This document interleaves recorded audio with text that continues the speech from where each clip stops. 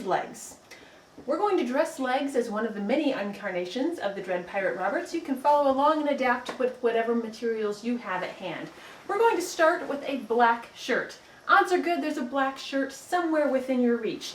If you don't have a black shirt like this, odds are good you have a black t-shirt. No, really, if you're the kind of person even considering going to a screening of The Princess Bride in any sort of almost costume, I know there's a black t-shirt in your closet. No kidding. If you don't have a plain black t-shirt with a little skull and crossbones on it, not a bad option.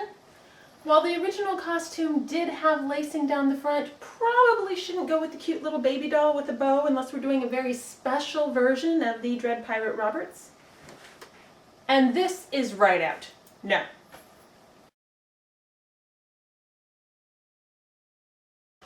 Once we've got our black shirt, we're ready for some black pants. Again, raid your closet. Odds are good there's a pair of black pants somewhere. These have a little extra shimmer to them. Sometimes add just a little bit of pizzazz to our piratey costume. Okay, legs has now got our basic black. We're ready to accessorize. One way to do this is with a stylish scarf. Now remember, our goal is not to recreate the movie costume exactly. It's to recreate one of the many franchisees of the Dread Pirate Roberts. This one has a stylish red scarf about the middle. You can use really anything you've got handy. This happens to be a silk obiage from a Meiji era Japanese kimono set, but I won't tell if you won't. That thing that somebody knitted for you last Christmas, that'll probably work too. Now we need some shoes for our pirate. Fortunately, boots were very in last season, so odds are good you or somebody you know has something similar to this lying around the closet. But if that doesn't work, any black pair of shoes, black loafers, black, whatever will work. You can also maybe, get away with this. I recommend at least swapping out for black laces. I mean, you could try. And if this isn't even in your market, you could really go with, maybe not. Okay, now we're going to work on making the mask, because every Dread Pirate Roberts, of course, needs a mask. This is crepe. It's very flowy and fun. I'll show you where to get that. You may get lucky and find that it's on sale. If not, I've got this coupon that I'll give to you. You should also check the remnants over here. This one's only just over $2. This would make a couple of masks nicely. Jaunt over to the notions area and pick up a packet of something called Fray Check or Fray Stop. This is going to make your project a whole lot simpler if you're not out to sew, and of course we're not. So I'm going to start by folding this into a triangle. My piece is 24 inches wide. 24 inches is plenty of space. I want to have a big triangle here. And then I'm just going to cut along this line. Good people measure this, but we're not being good seamstresses and tailors and all that right now. We're just getting stuff done. Alright. So you can see I have plenty left to make some more masks. And actually, this is enough to make 2. So I'm going to cut this real quick.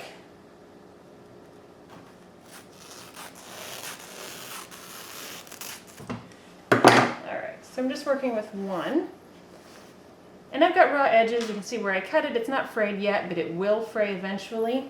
So that's why you picked up this little bottle of Fray Check.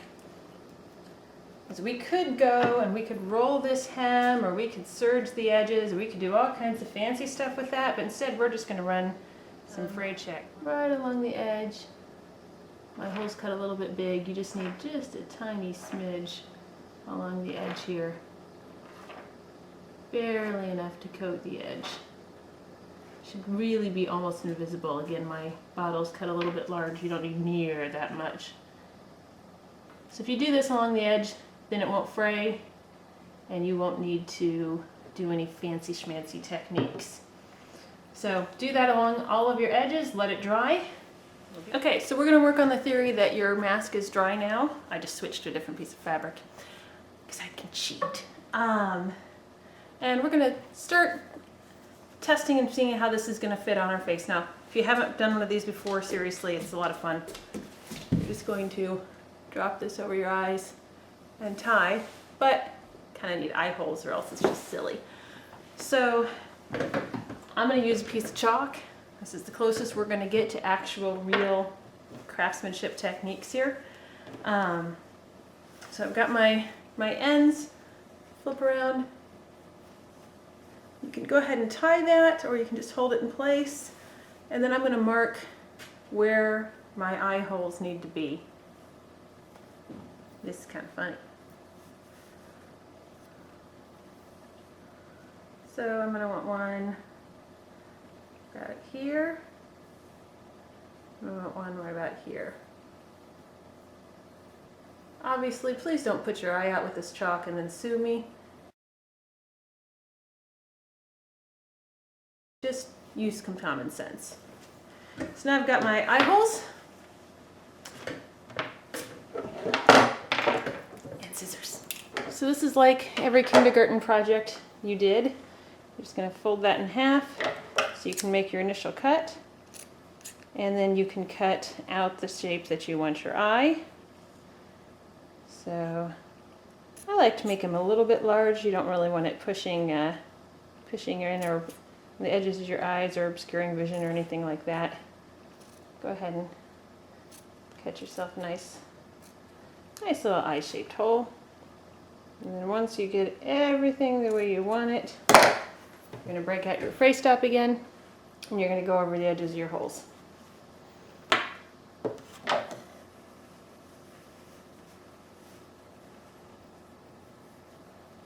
Okay, so just putting this on now for the first time.